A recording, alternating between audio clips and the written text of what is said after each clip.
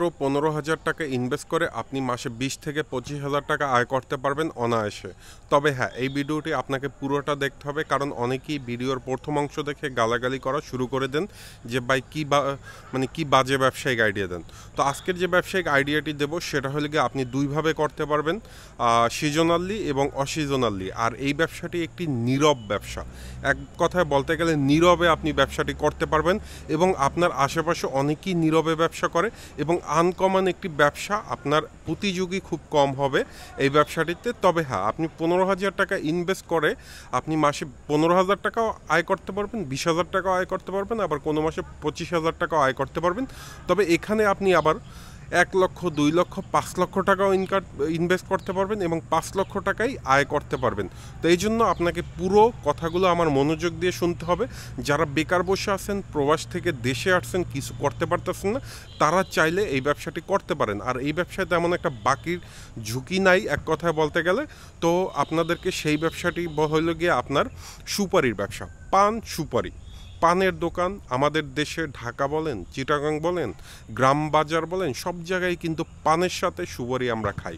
তো সুপারি আমরা সবাই চিনি এবং সুপারি হইল গিয়ে আমাদের যারা পান খায় এবং মার্কেটে কিন্তু এক কথায় বলতে গেলে অতুলনীয় একটি পণ্য, যেটা আর কি নীরবে চলছে, নীরবে একদম। আর সুপারির মার্কেটটা একদম অন্যরকম। আপনি এখানে দ্বিগুণও ব্যবসা করতে পারবেন, তবে লস হওয়ার সম্ভাবনা নাই, আবার অল্প ব্যবসা করতে পারবেন। আপনি যদি ১৫,০০০ টাকা ইনভেস্ট করেন, সেক্ষেত্রে আপনাকে যেটা করতে হবে, আপনি ১৫,০০০ টাকায় সুপারি কিনলেন আজকের পাইকারি মার্কেট থেকে, সেখান থেকে কিনে এনে তারপর আপনি আপনার এলাকায় দ্রুত বিক্রি করে ফেললেন।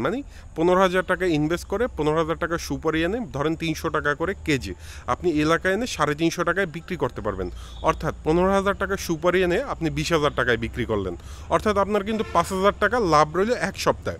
তার পরের সপ্তাহে আবার আপনি ১৫,০০০ টাকা সুপারি এনে ২০,০০০ টাকায় বিক্রি করলেন, অর্থাৎ আবার ৫,০০০ টাকা ব্যবসা। অর্থাৎ আপনার ৪ সপ্তাহে আপনি ২০,০০০ টাকা আয় করতে পারছেন।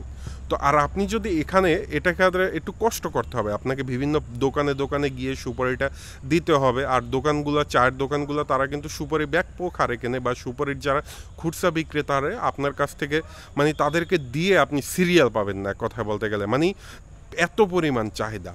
আর দ্বিতীয় যে মাধ্যমটি হইলে গিয়ে বড় ইনভেস্ট সুপারির মার্কেটে, সেটা হইলে গিয়ে যখন সুপারির একটা নির্দিষ্ট সিজন থাকে, যেমন আষাঢ় ভাদ্র মাস এরকম একটা, বা নভেম্বর ডিসেম্বর একটা সিজন থাকে নির্দিষ্ট, সেই সিজনের সময় যদি আপনি ৫ লাখ টাকার সুপারি কিনতে পারেন, তখন দেখা যাবে আপনি ১০০ টাকা কেজিতে আপনি সুপারিটা কিনতে পারবেন সিজনে।